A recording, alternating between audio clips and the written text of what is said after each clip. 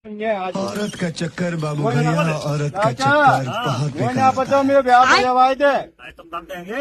अरे मोह ना पतो तू तो रजुआ मत जाओ પછી મું ગયો તો તું મત જવા अरे દે कहना क्या चाहते तो हो? करे वो तू નહીં મોહ ના પતો મેઓ મને મોહ ब्याह का जवाई दे मेओ अब करवा देंगे।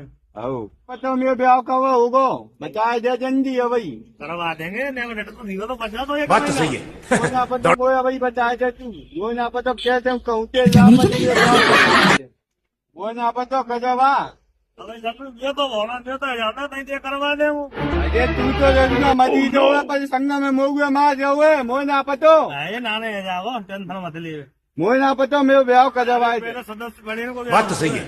भैया गए तेल लगा दे अच्छा। आजे देखो तुम्हें शर्म है कुछ कुछ? नहीं माने चौकी ना मन नहीं अब तो पहले भतीजो ब्याह का देखो हाँ तो करते हो करवा दे मैं लड़ूंगा सही।